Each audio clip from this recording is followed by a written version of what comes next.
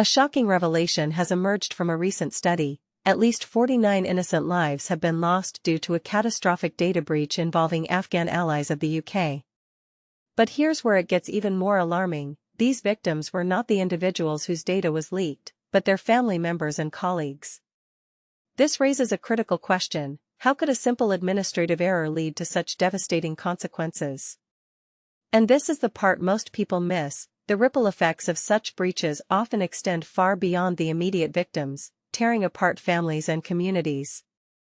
According to research submitted to a parliamentary committee, the data breach by the Ministry of Defense, MoD, has had far-reaching and deadly repercussions.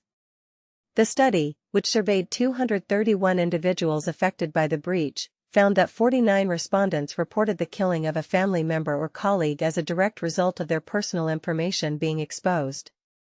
This isn't just a bureaucratic mistake, it's a human tragedy that demands accountability. But here's where it gets controversial. While the MoD has downplayed the link between the data leak and targeted killings, arguing that merely being on a spreadsheet is unlikely to make someone a target, the evidence on the ground tells a different story. Of those surveyed, 87% reported threats to themselves or their families, and 43% faced direct death threats. Over half, 52%, confirmed that their loved ones in Afghanistan had been threatened by the Taliban. This stark contrast between official statements and lived experiences raises serious questions about the UK government's handling of the crisis. Olivia Clark, Executive Director of Refugee Legal Support, which conducted the research alongside academics from Lancaster and York universities, stated, "This research exposes the heartbreaking reality of the MoD data breach. By amplifying Afghan voices, it highlights the profound human cost of this failure. Afghans who stood with the UK now face relentless threats, violence, and the loss of loved ones because their personal details were left vulnerable." The breach, which occurred in February 2022, exposed the details of nearly 19,000 Afghans who had sought relocation to the UK after the Taliban's takeover.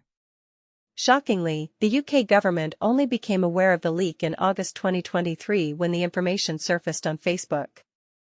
A super injunction prevented public reporting of the breach until July 2025, leaving countless individuals in danger for years.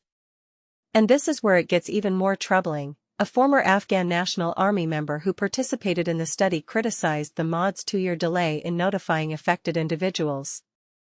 "Immediate notification could have allowed us to take protective measures," they said. This delay shows a severe lack of urgency and responsibility, especially given the high-risk environment we live in. Further evidence submitted to the Defense Committee inquiry reveals systemic failures. Person A, an independent volunteer caseworker, alerted the MoD to the breach in August 2023 but received no response until he publicly tagged a defense minister on social media. He also questioned the UK government's evacuation priorities, claiming that lower-risk individuals were evacuated before former UK Special Forces members who faced greater danger from the Taliban. One British Afghan described the MoD's failure as a reckless breach and betrayal of trust, while others highlighted the underemployment of highly qualified Afghans in the UK, forced into jobs like delivery driving despite their expertise. The Afghanistan Response Route, a resettlement scheme launched in April 2024, has so far brought 4,500 Afghans to the UK, but many argue it's too little, too late. And MoD spokesperson reiterated the findings of the RIMA review, which concluded that being on the leaked spreadsheet alone was unlikely to make someone a target.